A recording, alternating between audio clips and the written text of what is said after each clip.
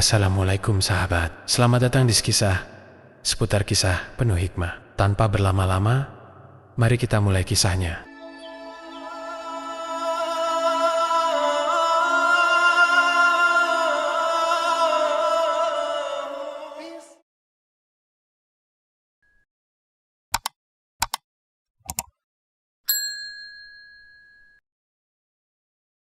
Di sebuah desa kecil bernama Sukajaya, hidup seorang wanita bernama Ratna bersama anak laki-lakinya, Bima, yang baru berusia 7 tahun. Ratna adalah seorang ibu tunggal yang harus menjalani kehidupan serba sulit setelah ditinggalkan oleh suaminya. Rumah mereka sangat sederhana, berdinding anyaman bambu dengan atap dari genting tua yang beberapa bagiannya mulai berlubang. Pagi itu, Ratna sedang sibuk di dapur kecil yang hanya terdiri dari tungku dan meja reot. Ia meniup-niup kayu bakar yang hampir padam, berharap bara api tetap menyala agar nasi didandang bisa matang. Sementara itu, Bima duduk di ruang tengah, yang juga berfungsi sebagai ruang tidur mereka, menggambar sesuatu di buku tulis bekas. "Bu, lihat ini, gambarku bagus kan?" panggil Bima sambil berlari, membawa buku gambarnya. Ratna mengalihkan pandangannya sejenak dari tungku, menyeka keringat di dahinya, dan tersenyum kepada Bima. "Wah, bagus sekali nak. Ini gambar apa?" tanyanya dengan nada penuh perhatian. "Ini aku sama ibu lagi jalan-jalan di taman. Tapi tamannya besar banget, Bu. Ada bunga-bunga, ada air mancur juga," jawab Bima sambil menunjukkan gambarnya yang penuh warna. Ratna terdiam sesaat. Gambar itu mengingatkannya pada mimpi-mimpi yang dulu ia miliki sebelum kehidupannya berubah drastis. Namun, ia tidak ingin menunjukkan kesedihannya di depan anaknya. Kalau Bima rajin belajar dan terus bermimpi, suatu hari nanti kita bisa jalan-jalan ke taman seperti ini, nak, ucapnya sambil mengusap kepala Bima. Ratna menjadi ibu tunggal sejak suaminya, Arman, meninggalkan mereka 2 tahun lalu. Arman dulunya seorang buruh harian di kota, tetapi ia terjerat hutang karena kebiasaannya berjudi. Setelah kehilangan pekerjaan dan semua harta benda yang mereka miliki, Arman pergi tanpa meninggalkan pesan. Hanya sebuah janji kosong bahwa ia akan kembali membawa uang. Ratna tidak pernah melihat Arman lagi sejak saat itu. Awalnya, ia berharap suaminya benar-benar akan kembali.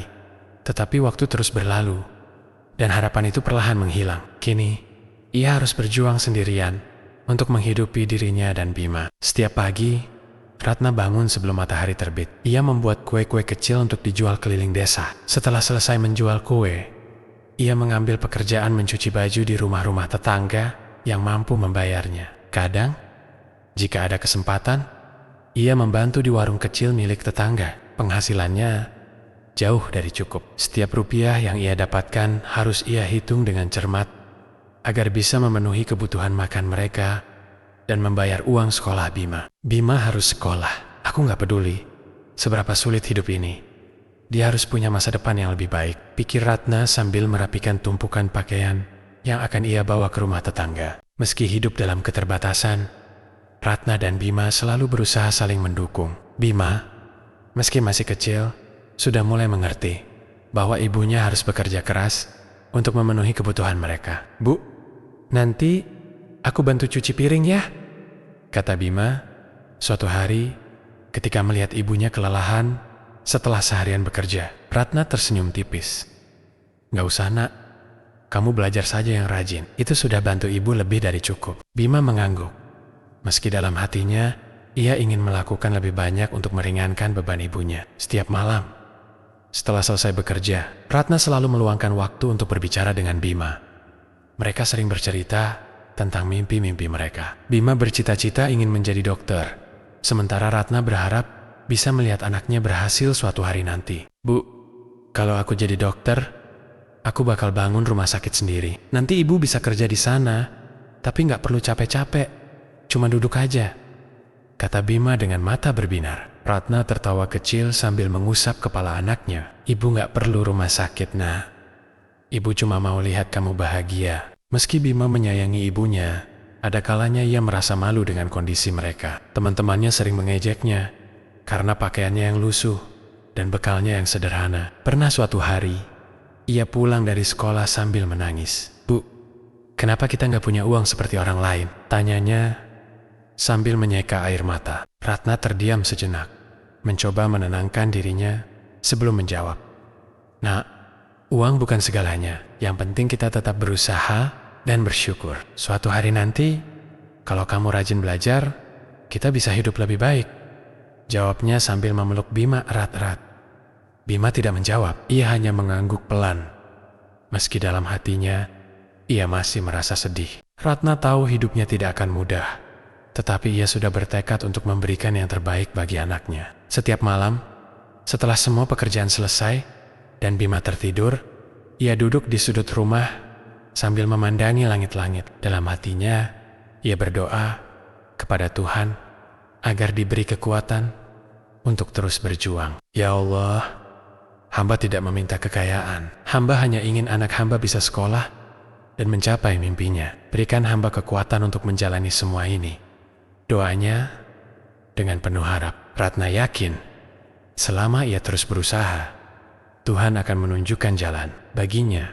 Masa depan Bima adalah segalanya. Ia rela mengorbankan apa saja demi memastikan anaknya memiliki kesempatan yang lebih baik dalam hidup. Pagi itu, udara dingin masih terasa menusuk ketika Ratna menyiapkan dagangannya. Di meja kecil dapur, beberapa bungkusan nasi kuning sudah tersusun rapi, ditemani dengan lauk sederhana berupa orek tempe dan telur dadar. Tangannya lincah membungkus nasi, sementara matanya sesekali melirik ke arah jam dinding kayu yang jarumnya hampir menunjuk pukul 6. Bima, ayo bangun. Sudah pagi, nanti kamu telat ke sekolah, panggil Ratna dari dapur. Tak lama, Bima muncul dari balik tirai yang memisahkan ruang tidur mereka. Matanya masih sembab karena kantuk, tetapi ia tersenyum melihat ibunya. Ibu bikin nasi kuning lagi ya? Tanyanya, menghampiri meja dapur. Ratna mengangguk sambil menyodorkan piring kecil kepada Bima. Ini buat sarapanmu, makan dulu, habis itu baru siap-siap sekolah. Bima mengambil piring itu dengan semangat. Meskipun nasi kuning itu sederhana, baginya masakan ibunya adalah yang terbaik. Ia duduk di bangku kecil, menikmati sarapannya sambil melihat ibunya terus bekerja. Ibu, nanti aku bantu jualan ya, ucap Bima dengan mulut penuh makanan. Ratna tersenyum kecil, lalu menggeleng. Kamu ke sekolah saja, nak. Itu tugasmu sekarang. Kalau kamu belajar sungguh-sungguh, nanti kamu bisa bantu ibu dengan cara lain. Bima mengangguk pelan.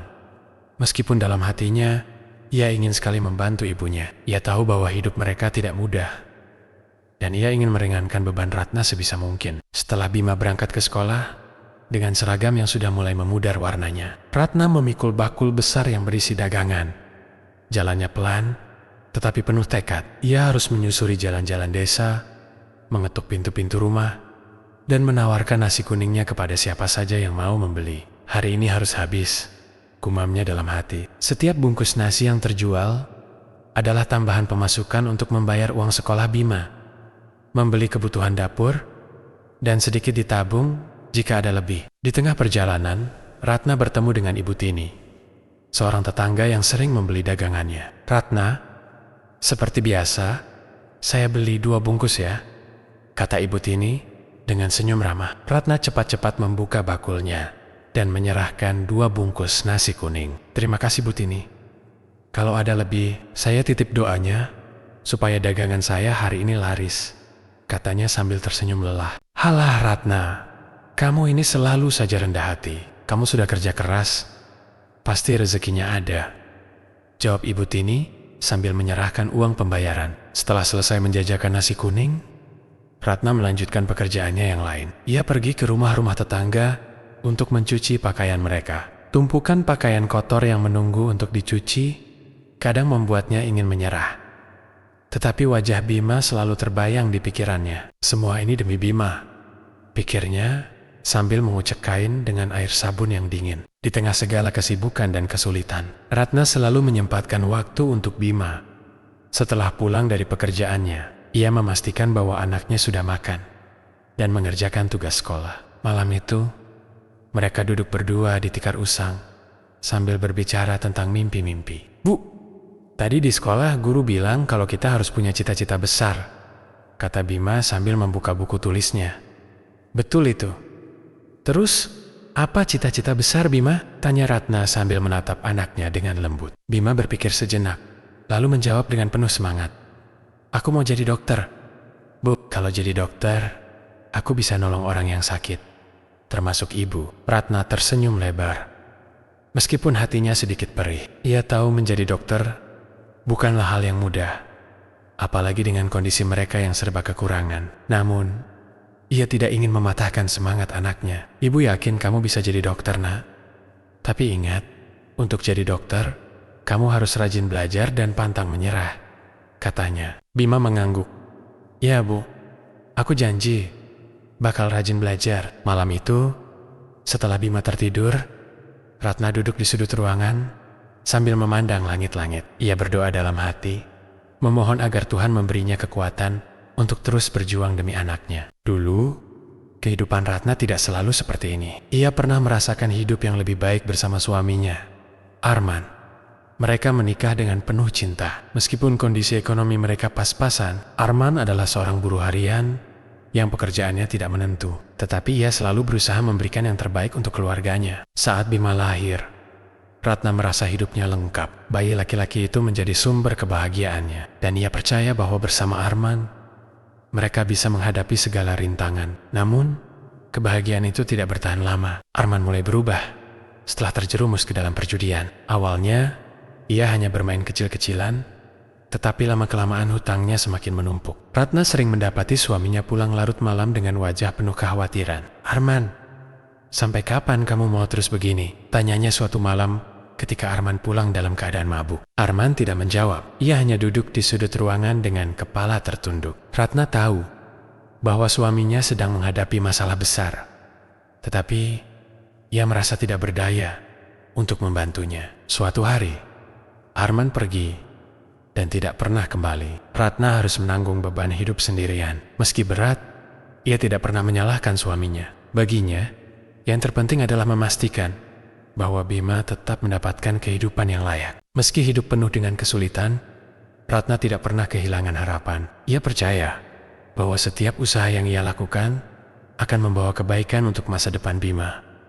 Setiap kali merasa lelah, ia selalu mengingat senyum anaknya yang menjadi sumber kekuatannya. Selama Bima masih ada di sisiku, aku akan terus berjuang, pikirnya. Malam itu, Ratna duduk di depan rumah sambil memandang langit. Bintang-bintang bertaburan di langit gelap, memberikan sedikit keindahan di tengah kesunyian. Ia menggenggam erat tangan Bima yang sedang tertidur di pangkuannya. Ya Allah, berikan aku kekuatan untuk terus menjalani hidup ini. Aku tidak minta banyak, hanya ingin anakku bahagia, bisiknya dalam hati. Ratna tahu bahwa perjalanan hidupnya masih panjang, tetapi ia yakin bahwa dengan cinta dan pengorbanan, ia bisa memberikan masa depan yang lebih baik untuk anaknya. Pagi itu, Ratna berangkat lebih awal dari biasanya. Bakul berisi nasi kuning dan jajanan sederhana terayun di pundaknya. Ia tahu bahwa belakangan ini pelanggan semakin sedikit, karena beberapa orang mulai beralih membeli makanan di warung baru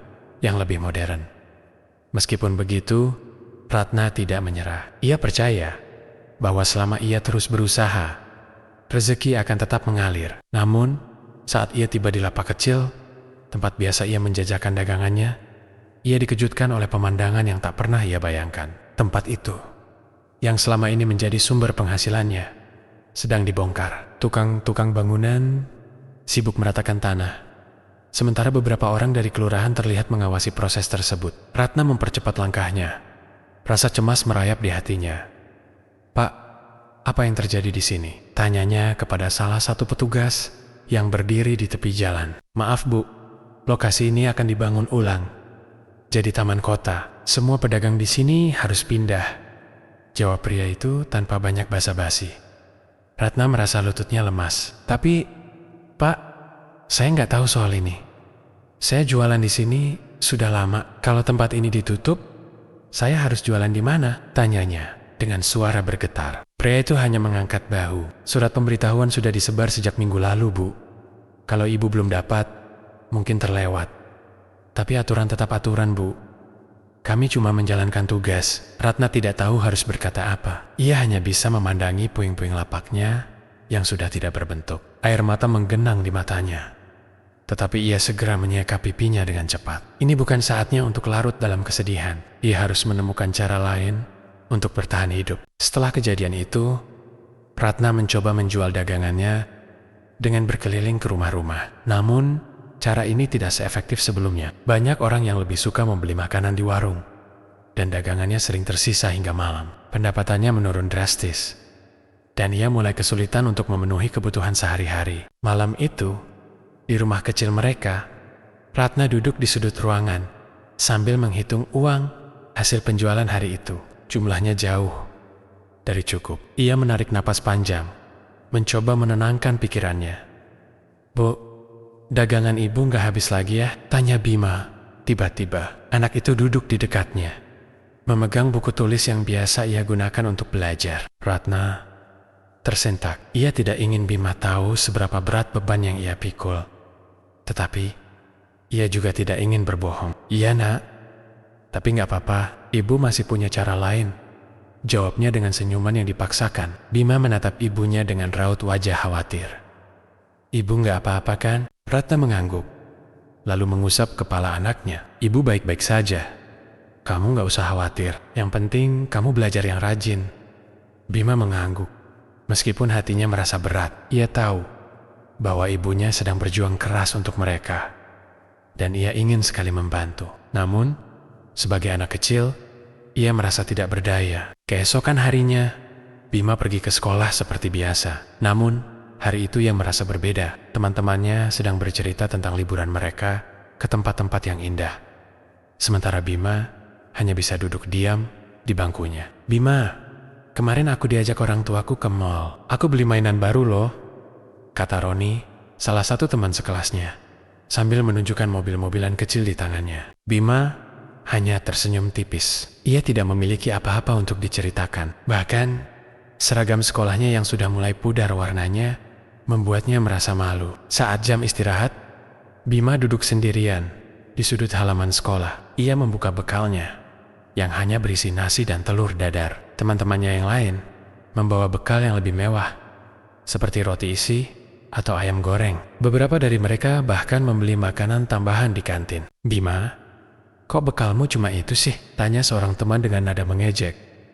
"Ibumu nggak masak yang enak ya?" Hati Bima terasa sakit mendengar ejekan itu. Ia menunduk, berusaha menyembunyikan air matanya. Ia tahu bahwa ibunya sudah bekerja keras untuk memberinya bekal.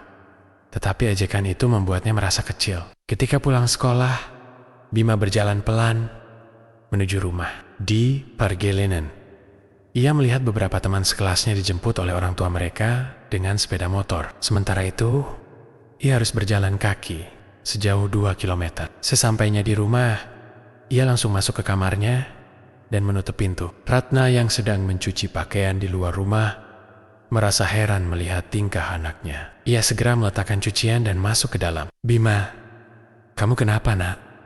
Kok langsung masuk kamar?" tanyanya sambil mengetuk pintu. Tidak ada jawaban dari dalam kamar. Ratna merasa khawatir, lalu membuka pintu perlahan. Ia melihat Bima duduk di atas kasur, memeluk lututnya sambil menunduk. "Nak, ada apa? Cerita sama ibu," kata Ratna dengan lembut. Bima mengangkat wajahnya. Matanya berkaca-kaca. "Bu, kenapa kita nggak bisa hidup seperti orang lain? Kenapa aku harus jalan kaki ke sekolah? Kenapa bekalku selalu diejek?" Ratna terdiam. Hatinya hancur mendengar pertanyaan itu. Ia tahu bahwa Bima sedang merasa malu dengan keadaan mereka. Tetapi ia tidak tahu bagaimana menjelaskan semua ini kepada anaknya. "Nak, ibu tahu hidup kita nggak mudah. Tapi kamu harus ingat, bukan apa yang kamu punya yang membuatmu berharga, melainkan siapa kamu dan apa yang kamu lakukan," jawabnya sambil memeluk Bima erat-erat. Bima tidak menjawab. Ia hanya menangis dalam pelukan ibunya. Sementara Ratna mencoba menahan air matanya agar tidak jatuh. Malam itu, setelah Bima tertidur, Ratna duduk di sudut rumah sambil memikirkan langkah berikutnya. Ia tahu bahwa ia tidak bisa terus seperti ini. Ia harus menemukan cara untuk meningkatkan penghasilannya.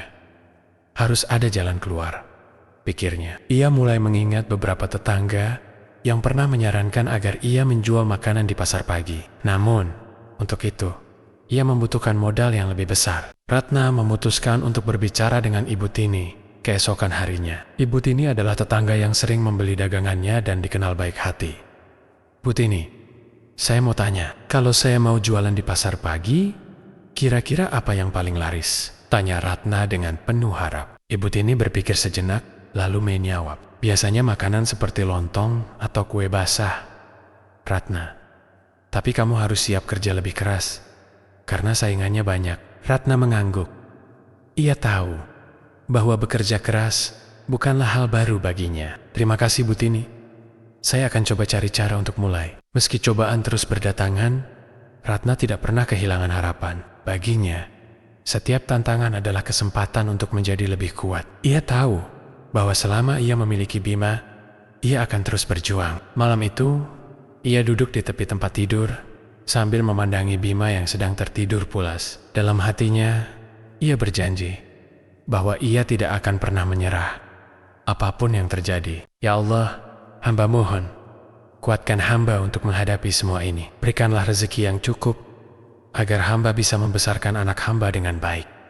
Doanya dengan penuh harap. Ratna tahu bahwa perjalanan hidupnya masih panjang, tetapi ia percaya bahwa Tuhan tidak akan meninggalkannya. Dengan semangat baru, ia bertekad untuk mencari jalan keluar dari semua kesulitan ini demi masa depan anaknya yang lebih cerah. Ratna terbangun sebelum subuh. Kamar sederhana tempat ia dan Bima tinggal masih gelap, hanya diterangi cahaya bulan yang masuk melalui celah jendela. Ia menatap wajah anaknya yang tertidur pulas, kemudian menghela napas panjang. Dalam hatinya, ia berjanji tidak akan menyerah. Bima adalah alasan ia bertahan sejauh ini. Hari itu adalah hari pertama Ratna bekerja di sebuah pabrik tekstil di pinggiran kota. Setelah lapaknya digusur, ia mendengar dari seorang tetangga bahwa pabrik tersebut sedang membutuhkan tenaga kerja. Meskipun upahnya kecil dan pekerjaan yang ditawarkan cukup berat, Ratna langsung menerima tanpa berpikir dua kali. Ratna tiba di pabrik tepat pukul 6 pagi. Bangunan besar itu berdiri kokoh dengan deretan mesin-mesin yang mengeluarkan suara gemuruh. Puluhan pekerja terlihat sibuk mondar-mandir, membawa kain atau mengawasi jalannya mesin. Bu Ratna, ini ibu bagian sini, ujar seorang mandor sambil menunjuk ke arah mesin jahit besar.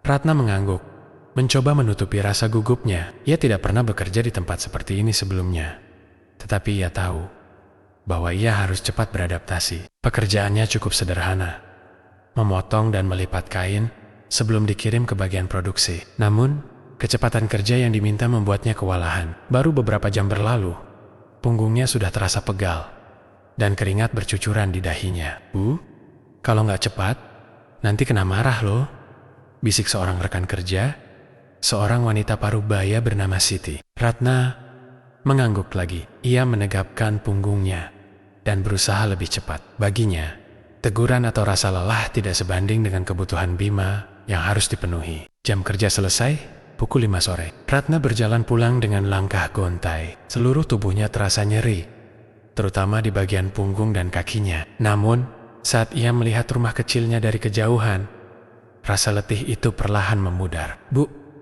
ibu pulang, teriak Bima sambil berlari kecil menyambutnya. Ratna tersenyum lebar. Ia menyembunyikan rasa lelahnya dan langsung memeluk anaknya. Iya, nak, gimana sekolah hari ini? Tanyanya sambil mengusap kepala Bima. Bima mengangguk antusias. Tadi bu guru kasih PR. Aku belajar matematika, terus dapat nilai bagus. Ratna merasa hatinya hangat mendengar kabar itu. Meski tubuhnya lelah, semangat Bima seperti memberi energi baru. Wah, anak ibu pintar sekali. Ayo, kita makan dulu. Ibu tadi belikan tempe goreng kesukaanmu. Malam itu, mereka makan bersama dengan sederhana. Ratna memastikan Bima makan hingga kenyang, meskipun ia sendiri hanya mengambil sedikit. Hari-hari berikutnya berjalan dengan pola yang sama. Ratna berangkat pagi sekali ke pabrik, bekerja keras sepanjang hari, lalu pulang dengan tubuh lelah. Namun, ia selalu menyembunyikan kesulitannya dari Bima. Baginya, anaknya tidak perlu tahu seberapa berat perjuangannya. Suatu malam, saat Ratna sedang mencuci pakaian, ia merasa punggungnya sangat sakit. Ia terduduk di lantai dapur, memijat punggungnya sambil menahan air mata. Namun, saat ia mendengar langkah kaki Bima mendekat, ia segera berdiri dan berpura-pura sibuk. Ibu, kok malam-malam masih cuci baju? Besok saja, Bu. Istirahat dulu, ujar Bima dengan nada khawatir. Ratna tersenyum kecil. Ibu nggak apa-apa, Nak. Kalau cuci sekarang, besok kamu bisa pakai seragam yang bersih. Bima mengangguk pelan. Meskipun ia bisa melihat ada sesuatu yang berbeda dari wajah ibunya. Dalam hati, ia merasa bersalah karena tidak bisa membantu lebih banyak. Meskipun Ratna menyembunyikan kesulitannya, ia tidak pernah lupa untuk memotivasi Bima. Setiap malam, ia selalu memastikan anaknya belajar dengan sungguh-sungguh. Bu, kenapa sih ibu selalu nyuruh aku belajar? Kan aku cuma anak kecil. Keluh Bima suatu malam. Ratna duduk di sampingnya, memegang pundaknya dengan lembut. Nah, ibu mau kamu punya masa depan yang lebih baik. Ibu nggak mau kamu hidup susah seperti ibu. Pendidikan itu kunci. Bima, kalau kamu belajar rajin, nanti kamu bisa jadi apapun yang kamu mau. Bima terdiam mendengar kata-kata itu. Meskipun ia belum sepenuhnya mengerti, ia bisa melihat kesungguhan di mata ibunya. Suatu malam, setelah memastikan Bima tertidur, Ratna duduk sendirian di ruang tengah. Ia memandangi foto pernikahannya yang sudah mulai pudar. Kenangan masa lalu perlahan muncul di pikirannya.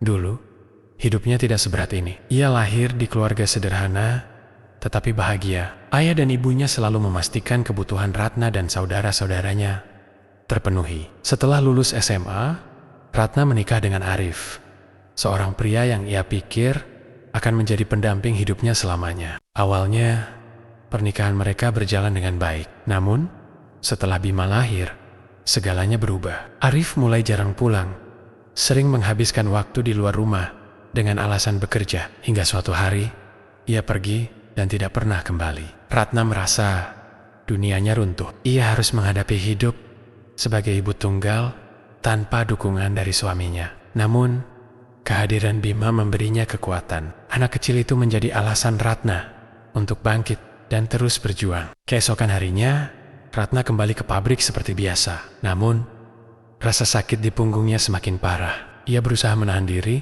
tetapi saat siang hari, tubuhnya tidak kuat lagi. Bu Ratna, kamu kenapa? Tanya Siti, yang melihat Ratna terhuyung-huyung di depan mesin.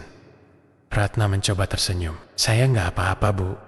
Mungkin cuma kecapekan. Namun, beberapa saat kemudian, tubuhnya ambruk. Para pekerja segera membawanya ke ruang istirahat. Mandor yang mengetahui kejadian itu meminta Ratna untuk pulang lebih awal. Saat sampai di rumah, Ratna mencoba beristirahat. Tetapi pikirannya terus gelisah. Ia khawatir jika kesehatannya memburuk, ia tidak akan bisa bekerja lagi. Namun, ia tidak membiarkan kekhawatiran itu menguasainya. Dengan tekad yang kuat, Ratna bangkit dan berusaha mencari cara agar tetap bisa bekerja, meskipun tubuhnya terasa lemah. Malam itu, saat mereka makan malam bersama, Bima melihat ada yang berbeda dari ibunya. Bu, ibu kelihatan capek banget. Apa ibu sakit? Tanyanya dengan nada penuh perhatian. Ratna menggeleng sambil tersenyum. Ibu nggak apa-apa, Nak. Yang penting kamu sehat dan belajar dengan rajin. Bima menatap ibunya dengan ragu. Ia merasa bahwa ibunya sedang menyembunyikan sesuatu. Tetapi ia tidak ingin membuat ibunya khawatir. Ratna tahu bahwa hidup mereka masih jauh dari kata muda. Tetapi ia percaya bahwa selama ia tetap berjuang, mereka akan melewati semua ini bersama. Setiap malam, ia berdoa agar Tuhan memberinya kekuatan. Baginya, hidup adalah tentang memberikan yang terbaik untuk orang yang ia cintai. Dan ia akan terus melakukannya, apapun yang terjadi. Ratna bangun pagi seperti biasa. Meskipun tubuhnya terasa semakin lemah, usianya sudah tidak muda lagi. Dan bertahun-tahun bekerja keras, siang malam mulai meninggalkan jejak di tubuhnya. Namun, hari itu istimewa. Hari ini adalah hari kelulusan Bima. Ia sudah menyiapkan sarapan sederhana berupa nasi goreng dan teh hangat sambil sesekali tersenyum mengingat betapa cepat waktu berlalu. Dulu, Bima adalah anak kecil yang merengek meminta mainan. Sekarang, ia sudah tumbuh menjadi seorang pemuda yang mandiri. Pikirannya melayang ke saat-saat sulit dulu. Saat ia harus menjual barang-barang berharga. Saat ia bekerja lembur tanpa henti. Semua demi pendidikan anaknya. Ibu, aku berangkat dulu ya. Suara Bima membuyarkan lamunannya. Bima muncul dengan seragam SMA-nya yang terlihat rapi. Wajahnya berseri-seri, membawa map berisi dokumen kelulusannya. Tunggu sebentar, Nak. Ibu ikut ke sekolahmu. ujar Ratna sambil buru-buru memakai kerudungnya. Bima menatap ibunya dengan sedikit ragu. Ibu nggak perlu repot. Istirahat saja di rumah. Ratna menggeleng tegas. Nggak bisa, nak. Hari ini hari spesial buatmu. Ibu mau ada di sana untuk melihat kamu terima ijazah. Bima akhirnya setuju. Meskipun ia khawatir melihat wajah ibunya yang pucat. Mereka berangkat bersama naik angkutan umum ke sekolah, melewati jalan-jalan sempit yang biasa mereka lalui setiap hari. Ketika tiba di sekolah, suasana penuh dengan tawa dan kegembiraan. Para siswa mengenakan toga sederhana, berbaris untuk menerima ijazah mereka. Ratna duduk di barisan orang tua. Matanya berkaca-kaca, melihat Bima maju ke panggung untuk menerima sertifikat kelulusannya. Anakku, aku bangga sekali padamu, bisiknya dalam hati. Ketika Bima turun dari panggung, ia melihat ibunya melambaikan tangan dengan senyum lebar. Ratna tidak peduli dengan rasa sakit di tubuhnya. Momen itu adalah bukti nyata bahwa semua perjuangannya tidak sia-sia. Beberapa minggu setelah kelulusan, Bima membawa kabar menggembirakan. Ia pulang dengan wajah berseri-seri, membawa amplop besar di tangannya. "Ibu, aku dapat beasiswa!" teriaknya dengan penuh semangat. Ratna yang sedang duduk di ruang tamu langsung berdiri. "Apa? Beasiswa? Untuk kuliah?" Bima mengangguk cepat. "Iya, Bu. Aku dapat beasiswa penuh dari universitas. Semua biaya kuliahku ditanggung, termasuk uang makan dan asrama." Ratna tidak mampu berkata-kata. Ia memeluk Bima erat. Air matanya mengalir tanpa henti. "Nak, ini hadiah terbesar untuk ibu. Kamu benar-benar membuat ibu bangga." Malam itu, mereka merayakan kabar baik tersebut dengan sederhana. Ratna memasak ayam goreng, makanan kesukaan Bima. Meskipun uang yang tersisa di dompetnya pas-pasan, baginya, kebahagiaan anaknya lebih penting daripada apapun. Namun, di balik kebahagiaan itu, Ratna menyimpan rasa khawatir. Tubuhnya semakin lemah. Ia sering merasa pusing dan sesak napas, tetapi ia tidak pernah mengeluh. Baginya, yang terpenting adalah memastikan Bima bisa kuliah tanpa beban. Suatu hari, saat sedang bekerja di pabrik, Ratna tiba-tiba merasa pandangannya kabur. Ia mencoba bertahan, tetapi tubuhnya tidak bisa diajak berkompromi. Ia jatuh pingsan di depan mesin, membuat para pekerja panik. Ketika sadar, ia sudah berada di ruang medis pabrik. Mandor pabrik menyarankannya untuk beristirahat di rumah selama beberapa hari. "Ibu baik-baik saja kan?" tanya Bima dengan nada khawatir saat mendengar kabar itu. Ratna tersenyum, berusaha menyembunyikan rasa sakitnya. "Ibu cuman kecapekan, nak. Nggak usah khawatir, kamu fokus saja dengan persiapan kuliahmu." Namun, Bima tidak bisa menutupi kekhawatirannya. Ia tahu ibunya sudah terlalu lama memaksakan diri, dan ia merasa bersalah karena tidak bisa membantu lebih banyak. Beberapa minggu kemudian, Bima mulai sibuk dengan persiapan masuk kuliah. Ia harus mengurus berbagai dokumen, membeli perlengkapan, dan mempersiapkan diri untuk tinggal di asrama. Ratna membantu sebisanya. Meskipun tubuhnya masih lemah, ia menjahit ulang beberapa pakaian Bima agar terlihat lebih rapi. Bahkan membuat tas kecil dari kain bekas untuk menyimpan alat tulis. "Bu, nggak usah repot-repot, aku bisa beli di toko nanti," ujar Bima ketika melihat ibunya bekerja sampai larut malam. "Tidak apa-apa, nak. Ibu senang bisa membantu," jawab Ratna dengan senyum lembut. Di dalam hatinya, Ratna merasa berat harus melepas Bima pergi. Namun, ia tahu bahwa ini adalah langkah penting untuk masa depan anaknya. Hari keberangkatan tiba. Ratna menemani Bima ke terminal bus, membawa satu koper besar berisi pakaian dan perlengkapan lainnya. Hati Ratna campur aduk antara bahagia dan sedih. "Ibu, aku janji akan belajar sungguh-sungguh," kata Bima sambil memegang tangan ibunya erat. Ratna mengangguk, menahan air matanya. "Ibu tahu, nak. Ibu percaya kamu akan jadi orang sukses." Saat bus mulai bergerak, Ratna melambaikan tangan sambil tersenyum. Namun, begitu bus itu menghilang dari pandangan, ia tidak bisa menahan tangisnya. Hatinya hancur karena harus berpisah dengan anak satu-satunya. Tetapi ia juga bangga karena Bima sudah mulai menapaki jalan menuju kesuksesan. Di universitas, Bima menunjukkan prestasi luar biasa. Ia selalu mendapat nilai terbaik di kelasnya. Bahkan beberapa kali memenangkan lomba debat antar universitas. Setiap kali ia menelepon ibunya untuk menceritakan pencapaiannya, Ratna merasa seperti mendapat hadiah besar. Namun, kesehatan Ratna semakin menurun. Ia sering merasa lemas dan kehilangan nafsu makan. Teman-teman kerja di pabrik mulai menyarankannya untuk berhenti bekerja. Tetapi Ratna menolak. "Saya masih butuh uang untuk kebutuhan sehari-hari," jawabnya setiap kali ada yang memintanya beristirahat. Meskipun Bima mengirim sebagian uang beasiswanya untuk membantu, Ratna tidak ingin terlalu bergantung pada anaknya. Baginya, tanggung jawab sebagai orang tua adalah memberikan yang terbaik sampai akhir. Suatu hari, Bima pulang ke rumah untuk liburan semester. Ia melihat ibunya yang semakin kurus dan hatinya teriris. "Bu, kenapa ibu nggak bilang kalau ibu sakit? Aku bisa pulang lebih cepat," kata Bima dengan nada marah bercampur khawatir. Ratna tersenyum lemah. "Ibu nggak mau kamu terganggu, nak. Kamu sudah sibuk dengan kuliahmu. Ibu baik-baik saja." Namun, Bima tahu ibunya sedang berbohong. Ia bertekad untuk membantu ibunya sembuh.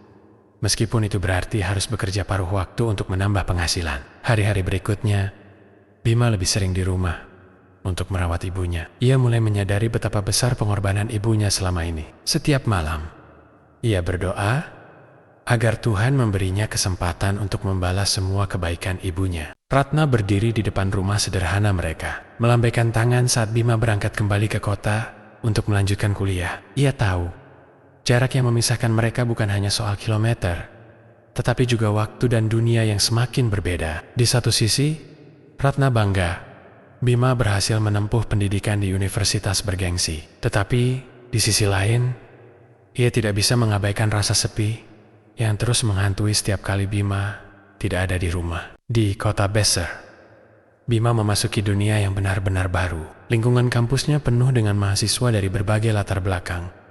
Ada yang anak pejabat, pengusaha kaya, bahkan selebriti. Awalnya, Bima merasa canggung berada di tengah-tengah mereka. Namun, ia perlahan menyesuaikan diri. Apalagi setelah berteman dengan Adi, teman sekamarnya di asrama yang berasal dari keluarga kaya. Adi sering mengajak Bima ke acara-acara sosial dan pertemuan bersama teman-temannya. Mereka pergi ke kafe-kafe mahal, berbincang tentang bisnis, mode, dan teknologi terbaru.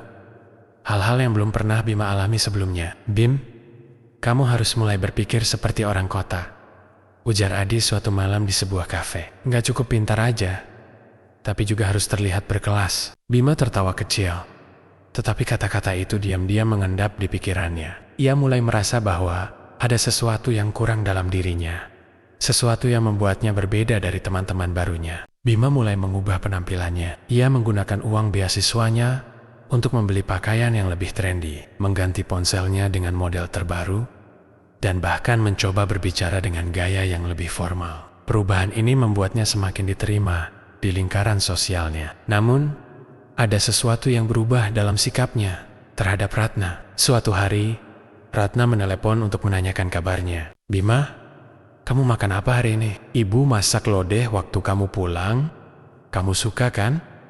tanya Ratna dengan nada ceria. Bima, yang sedang duduk di kantin bersama teman-temannya, merasa sedikit malu. Ia berusaha meredam nada suaranya agar tidak terdengar oleh orang-orang di sekitarnya.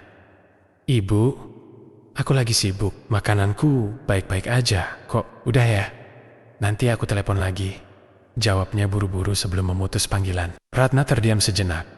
Setelah telepon ditutup, ia merasa ada jarak yang semakin besar antara dirinya dan Bima, tetapi ia mencoba mengabaikannya. Mungkin dia benar-benar sibuk, pikirnya. Seiring berjalannya waktu, Bima semakin jarang menelepon ibunya. Ia lebih banyak menghabiskan waktu bersama teman-temannya, termasuk Vina, seorang mahasiswi cantik yang menjadi pusat perhatian di kampus. Vina berasal dari keluarga kaya raya, dan Bima terpesona dengan kepribadiannya yang anggun. "Kamu tinggal di mana, Bim?" tanya Vina suatu sore ketika mereka berjalan bersama di taman kampus. "Aku tinggal di asrama," jawab Bima, sambil menghindari menyebut rumahnya yang sederhana.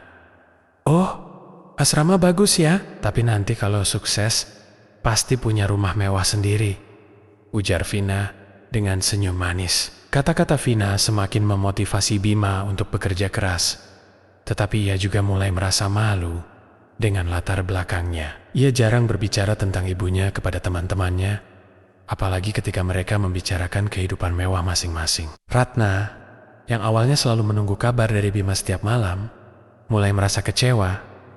Bima tidak lagi menelepon seperti dulu. Jikapun ia menelepon, Percakapan mereka hanya berlangsung sebentar dan terasa kaku.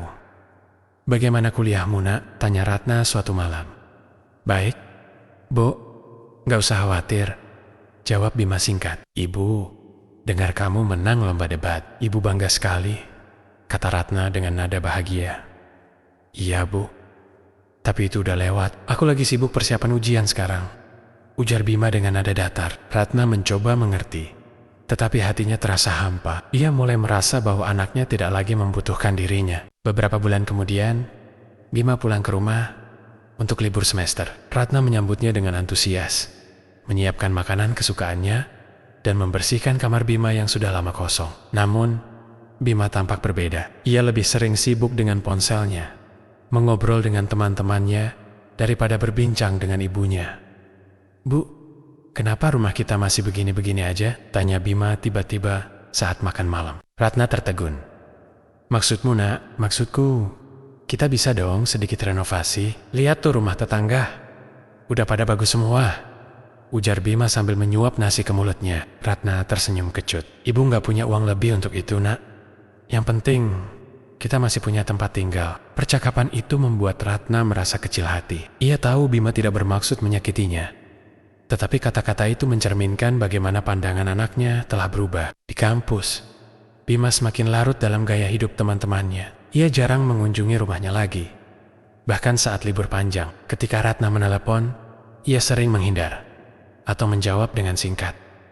"Ibu, aku sibuk banget, banyak tugas dan proyek," katanya suatu hari ketika Ratna mencoba mengajaknya pulang. "Baik, Nak, kalau kamu sempat, Ibu tunggu di rumah," jawab Ratna dengan nada lirih. Ratna mulai merasa bahwa ia kehilangan anaknya. Bima, yang dulu begitu dekat dengannya, kini terasa seperti orang asing. Suatu hari, Ratna memutuskan untuk mengunjungi Bima di kota. Ia ingin memberi kejutan, membawa makanan kesukaan Bima yang ia masak sendiri. Dengan uang pas-pasan, Ratna naik bus ke kota, membawa tas besar berisi bungkusan makanan. Namun, ketika ia tiba di asrama Bima, sambutan anaknya tidak seperti yang ia harapkan. "Ibu, kenapa Ibu kesini tiba-tiba?" tanya Bima dengan nada terkejut. "Ibu kangen sama kamu, Nak.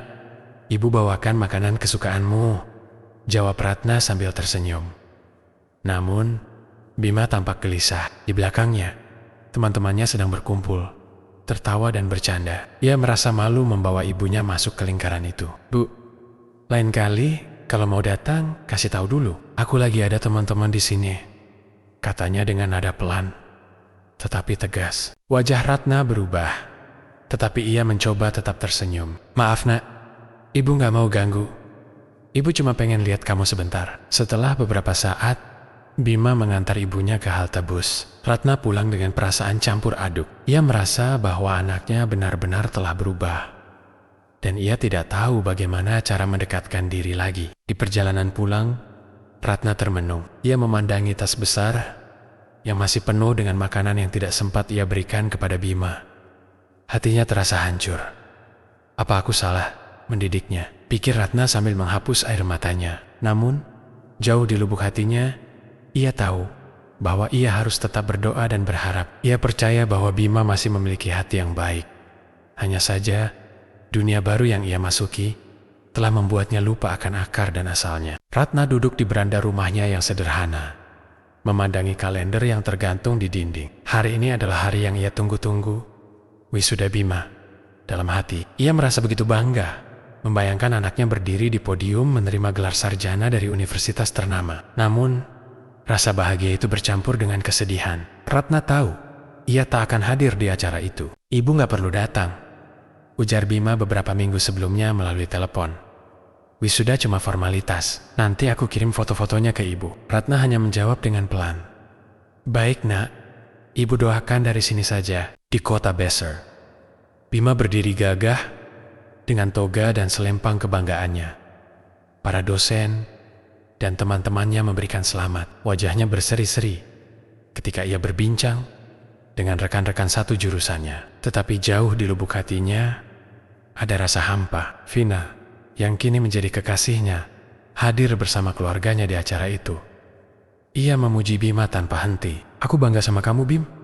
Kamu pasti bakal sukses besar setelah ini," kata Vina sambil menggandeng tangannya. Namun, di tengah kebahagiaan itu, pikiran Bima melayang ke rumah kecil di kampung. Ia tahu ibunya sedang menunggu kabar darinya.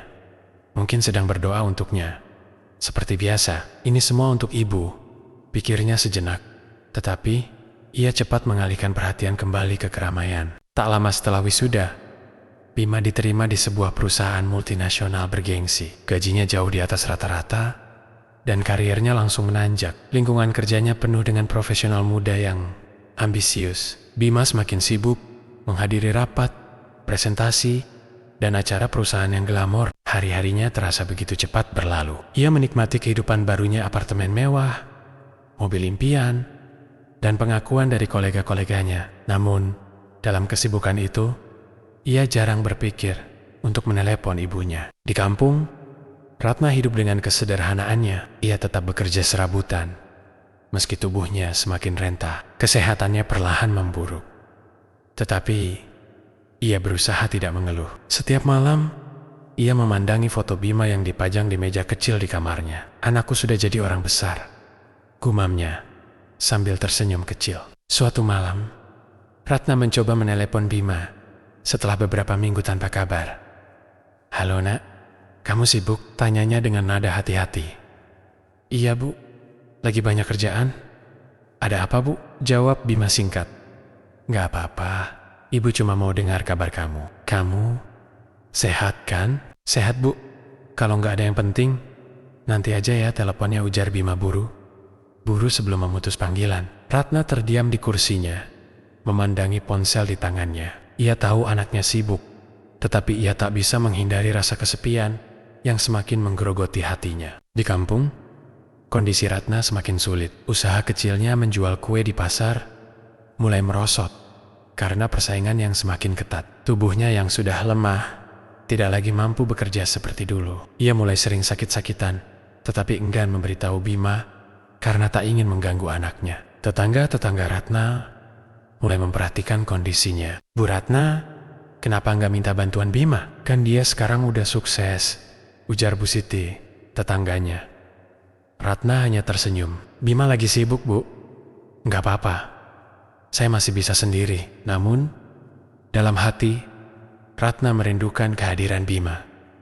Ia merindukan percakapan sederhana, tawa mereka di meja makan, dan perhatian kecil yang dulu sering Bima berikan. Bima, di sisi lain, semakin terjebak dalam kesibukannya. Lingkaran sosialnya kini dipenuhi orang-orang dengan gaya hidup modern yang serba mewah. Ia merasa malu mengakui bahwa ibunya masih tinggal di rumah sederhana di kampung. Suatu hari, Vina bertanya kepadanya, "Bima, kapan aku bisa kenal sama keluargamu?" Bima terdiam sejenak sebelum menjawab, "Nanti kalau waktunya tepat."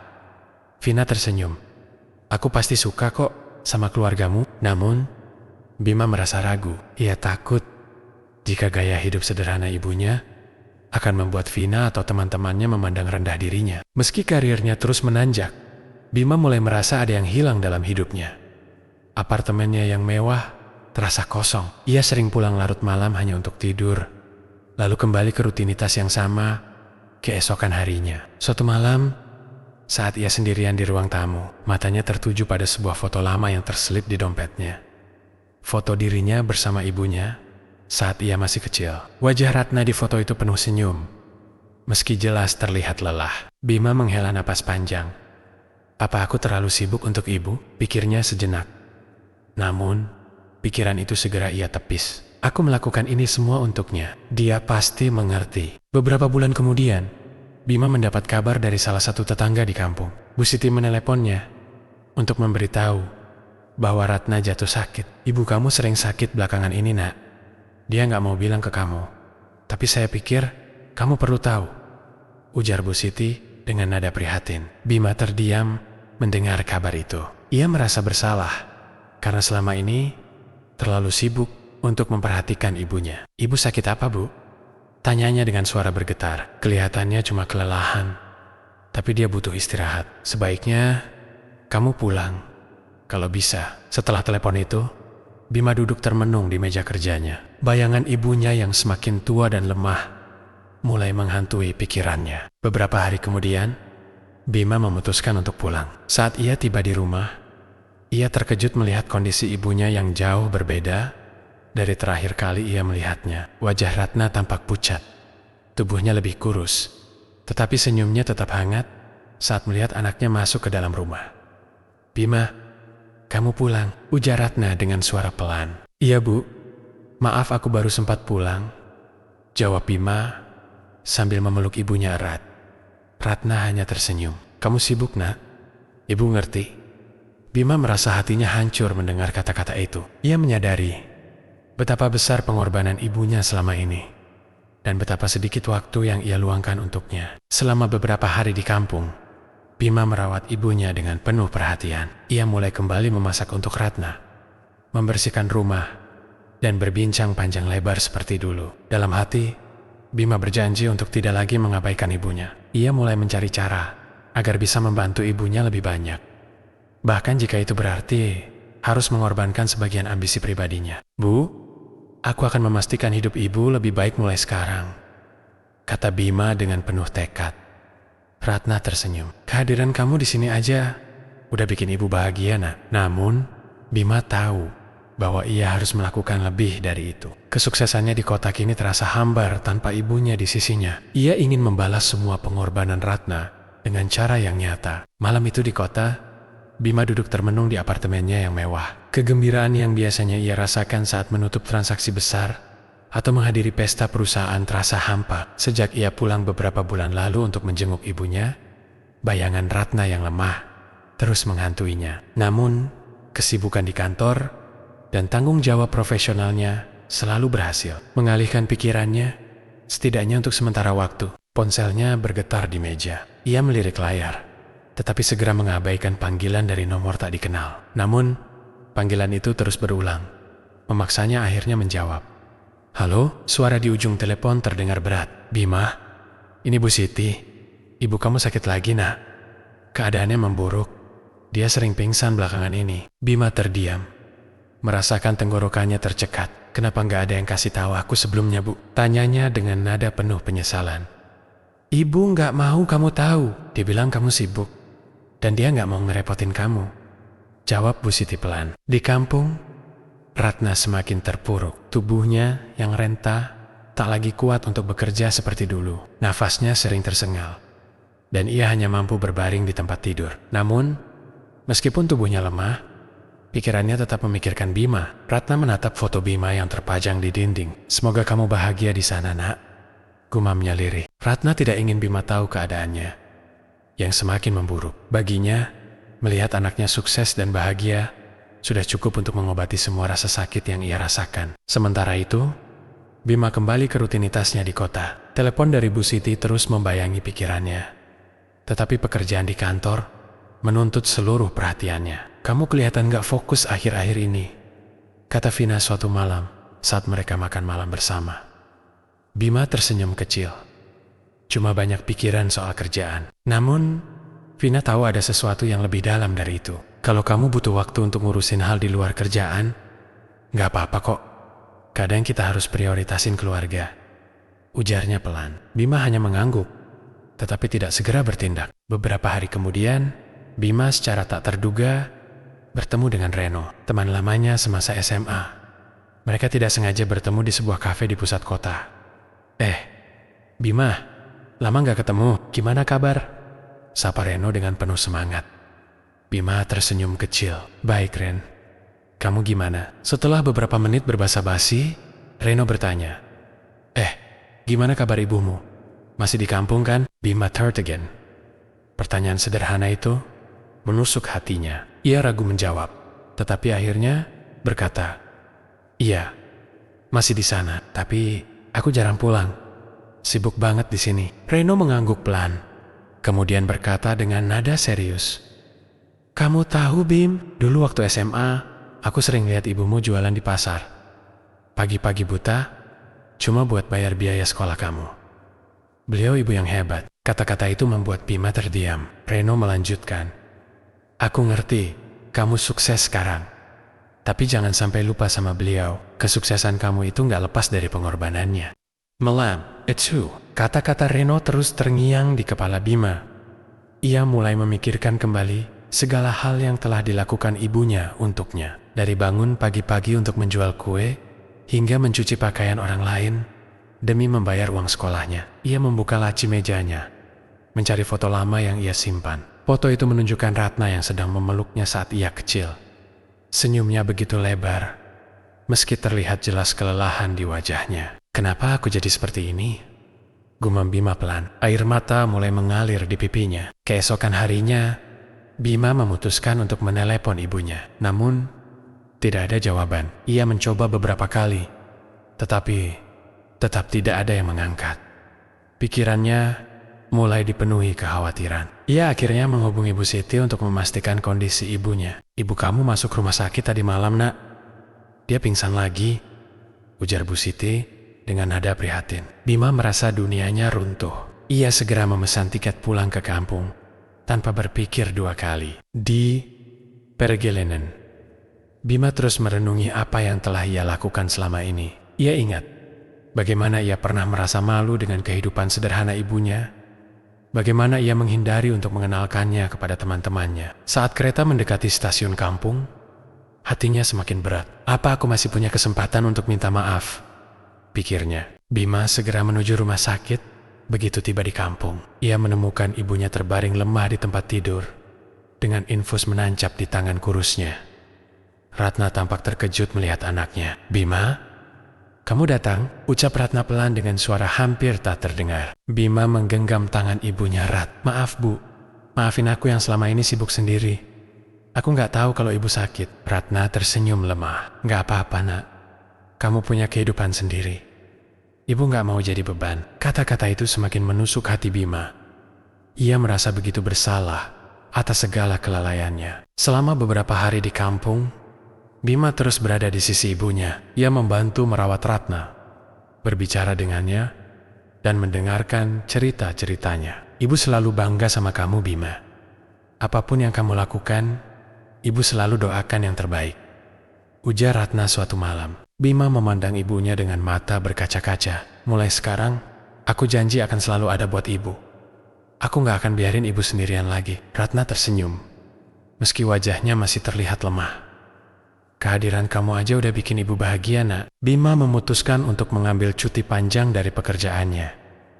Ia tahu, ibunya membutuhkan perhatian lebih dari sebelumnya. Selama di kampung, ia mulai memikirkan cara untuk membuat hidup ibunya lebih baik. Ia berbicara dengan dokter tentang kondisi Ratna dan memastikan ibunya mendapatkan perawatan terbaik. Ia juga mulai memperbaiki rumah mereka yang sudah usang, mengganti perabotan yang rusak, dan menata ulang taman kecil di depan rumah. Tetangga-tetangga mulai memperhatikan perubahan itu. "Bima sekarang lebih sering di kampung." "Ya," ujar Bu Siti. "Iya, Bu.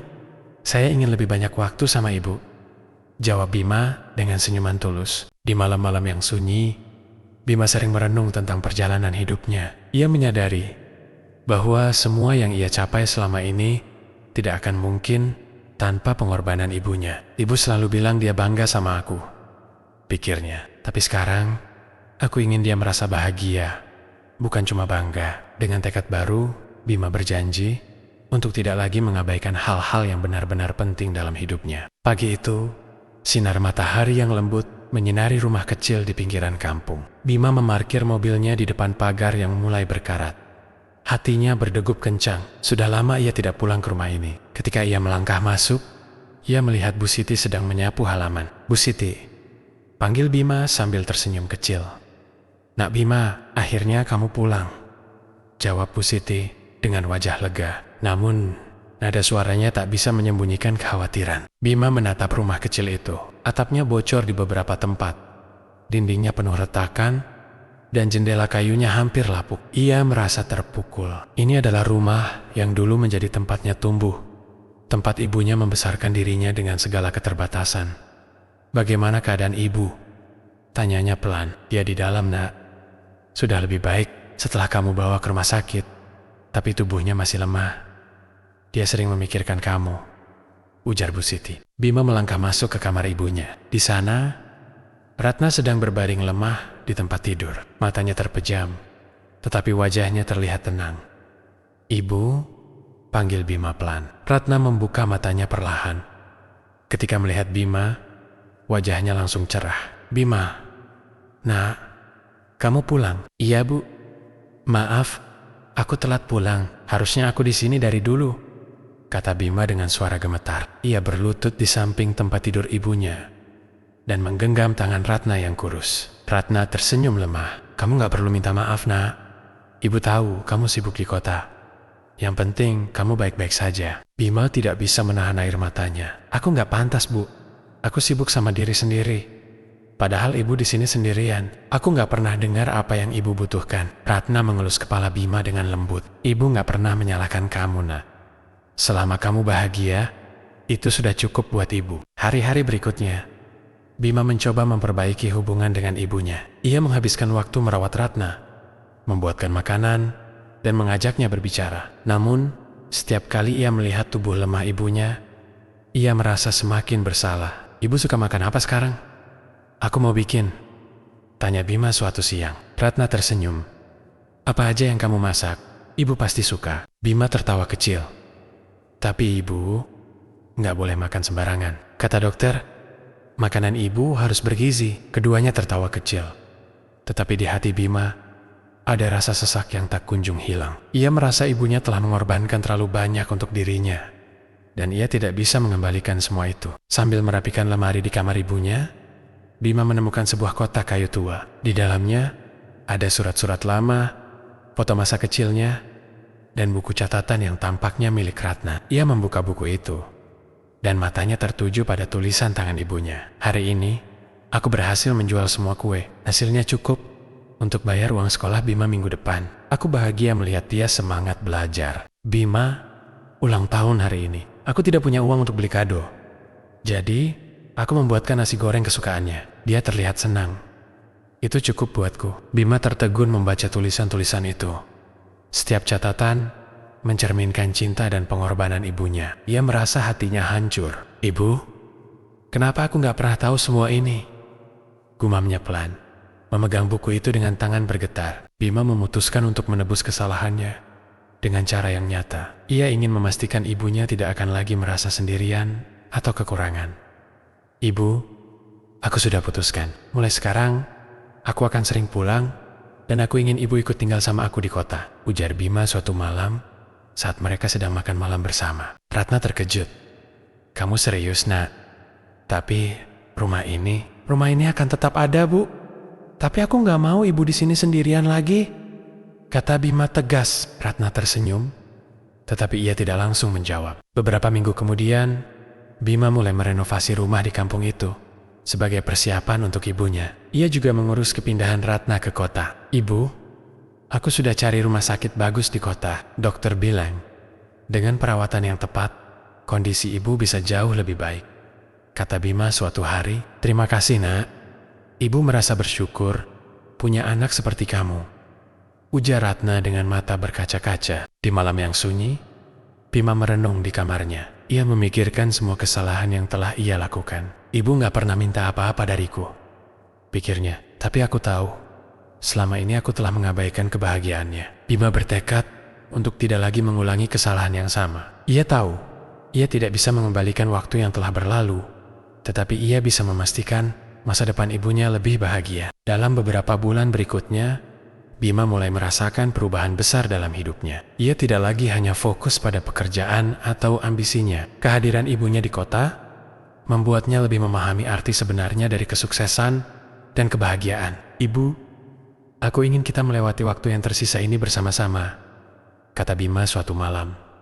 Ratna hanya tersenyum dan mengangguk. "Ibu bahagia, nak. Itu sudah cukup." Matahari pagi menyinari apartemen sederhana di tengah kota yang kini menjadi tempat tinggal Bima dan ibunya. Ratna di sudut ruangan. Ratna duduk di kursi dekat jendela, menatap keluar dengan senyuman damai. Apartemen itu tidak mewah, tetapi jauh lebih nyaman dibandingkan rumah tua mereka di kampung. "Ibu, sudah sarapan? Aku buat bubur kesukaan ibu," kata Bima sambil keluar dari dapur, membawa nampan kecil berisi semangkuk bubur hangat dan segelas jus jeruk. Ratna menoleh dan tersenyum lembut. "Kamu benar-benar sudah berubah, nak. Sekarang kamu yang merawat ibu." "Ya, sekarang giliranku, Bu," jawab Bima sambil meletakkan nampan itu di meja kecil di depan ibunya. Setelah membawa Ratna ke kota, hidup Bima berubah drastis. Ia mengurangi waktu kerjanya di kantor, memilih pekerjaan yang lebih fleksibel agar bisa lebih banyak menghabiskan waktu dengan ibunya. Awalnya, bosnya sempat mempertanyakan keputusannya. "Bima, kamu yakin mau mengambil posisi ini? Gajinya tidak sebesar yang sekarang." "Saya yakin, Pak. Waktu dengan keluarga lebih penting," jawab Bima tegas.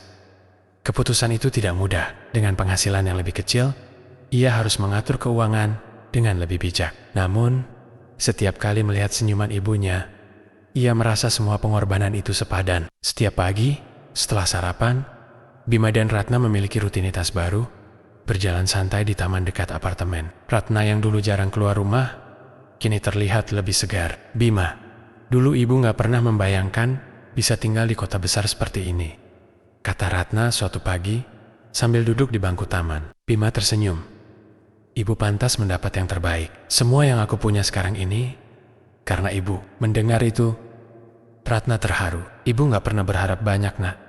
Ibu hanya ingin kamu bahagia." Di kota, Bima sering membawa ibunya ke acara-acara sederhana, seperti bazar makanan atau pertunjukan seni. Ia ingin ibunya merasa lebih dihargai. Suatu hari, ia mengajak Ratna ke sebuah restoran kecil yang baru dibuka oleh temannya. Di sana, mereka bertemu dengan teman kuliah, Bima, Dina, yang dulu sempat menegur Bima karena melupakan ibunya. "Bu Ratna, senang sekali akhirnya bisa bertemu," kata Dina sambil menjabat tangan Ratna dengan hangat. "Terima kasih sudah peduli sama Bima," balas Ratna dengan senyum penuh syukur. Dina menatap Bima dengan tatapan bangga. "Bima sekarang sudah banyak berubah, Bu. Saya yakin ini semua karena doa ibu." Mendengar itu, Bima merasa lega sekaligus bangga. Ia tahu tidak semua orang mendapatkan kesempatan kedua untuk memperbaiki kesalahan. Dengan perawatan rutin di rumah sakit dan perhatian penuh dari Bima, kondisi kesehatan Ratna perlahan membaik. Dokter yang menanganinya bahkan terkejut dengan kemajuan itu. "Ibu Ratna, kesehatan Anda sekarang jauh lebih stabil. Teruskan gaya hidup sehat ini dan hindari stres, ya," kata dokter sambil tersenyum. Ratna tersenyum lega. Ini semua berkat Bima. Dia yang mengurus semuanya. Setelah keluar dari rumah sakit, Bima membawa ibunya ke taman hiburan kecil di pinggiran kota. Di sana, Ratna terlihat seperti kembali ke masa mudanya. "Bima, ini seperti mimpi," ujar Ratna sambil memandangi biang lala besar. "Bukan mimpi, Bu. Ini adalah kehidupan baru kita," jawab Bima dengan penuh rasa syukur. Suatu malam, saat mereka sedang duduk di balkon apartemen, Bima tiba-tiba bertanya, "Bu, ada sesuatu yang ibu inginkan? Apapun, bilang ke aku." Ratna terdiam sejenak. "Ibu ingin melihat kampung kita kembali. Mungkin hanya untuk beberapa hari." Bima mengangguk. "Tentu, Bu. Kita bisa ke sana kapan saja." Beberapa minggu kemudian, mereka pulang ke kampung. Rumah tua mereka kini telah direnovasi dengan bantuan Bima. Tetangga-tetangga yang melihat kedatangan mereka menyambut dengan hangat. "Bu Ratna, sekarang kelihatan lebih sehat." "Syukurlah," kata Bu Siti sambil memeluk Ratna. Di kampung itu, Ratna merasa kembali ke akarnya. Ia melihat tetangga-tetangga yang dulu membantunya saat kesusahan, dan ia merasa sangat bersyukur. Setelah kembali dari kampung, Bima mengusulkan ide baru kepada ibunya. "Bu, bagaimana kalau kita buka usaha kecil di sini? Sesuatu yang ibu suka." Ratna awalnya ragu. "Apa ibu bisa, Nak? Ibu sudah tua." "Ibu pasti bisa. Aku akan bantu," jawab Bima dengan penuh semangat. Mereka akhirnya membuka usaha kecil, menjual kue tradisional di lingkungan apartemen. Tidak lama, usaha itu mulai berkembang. "Ibu Ratna, kuenya enak sekali. Saya pesan lagi untuk acara minggu depan." "Ya," kata salah satu tetangga. Ratna merasa hidupnya kembali memiliki tujuan. Ia tidak hanya bahagia melihat usahanya sukses, tetapi juga karena ia melakukannya bersama anaknya. Bima kini memahami bahwa kesuksesan tidak diukur dari seberapa banyak yang ia miliki, tetapi dari seberapa banyak ia dapat berbagi. Setiap malam, ia duduk bersama ibunya di ruang keluarga, berbicara tentang masa lalu dan rencana masa depan. "Bu, aku janji gak akan pernah meninggalkan ibu lagi," kata Bima suatu malam. Ratna tersenyum. "Ibu sudah cukup bahagia, Nak," Kamu adalah kebanggaan ibu. Tahun-tahun berlalu, tetapi hubungan mereka semakin erat. Bima menikah dengan Dina, teman kuliahnya, dan mereka tinggal di apartemen yang sama dengan Ratna. Dina memperlakukan Ratna seperti ibunya sendiri, membuat Ratna merasa semakin dihargai. Di ulang tahun ke-60 Ratna, Bima mengadakan perayaan kecil. Tetangga dan teman-teman baru, mereka datang untuk merayakan. Ibu, ini semua untuk ibu. Karena tanpa ibu, aku gak akan ada di sini, kata Bima sambil memeluk ibunya di depan semua orang. Ratna meneteskan air mata bahagia. Ibu tidak pernah meminta apapun, Nah. Tapi melihat kamu seperti ini, ibu merasa semua pengorbanan ibu tidak sia-sia. Jadi teman sekisah, apa sih pesan yang bisa kita ambil dari kisah tersebut? Pesan moral dari kisah ini adalah, jangan pernah melupakan pengorbanan orang tua, terutama ibu, yang rela berjuang demi masa depan kita. Kesuksesan yang kita raih tidak ada artinya tanpa berbagi kebahagiaan dengan mereka. Hargai mereka selagi masih ada, karena cinta seorang ibu tidak pernah tergantikan. Sekian kisah dari kami, jadi jangan lupa like, komen, dan subscribe channel ini. Wassalamualaikum warahmatullahi wabarakatuh. أحب الوفاء بشتى الصور، أحب الوفي الأمين الأغر، فأهل الوفاء كلون السحاب وحسن الربيع وماء المطر.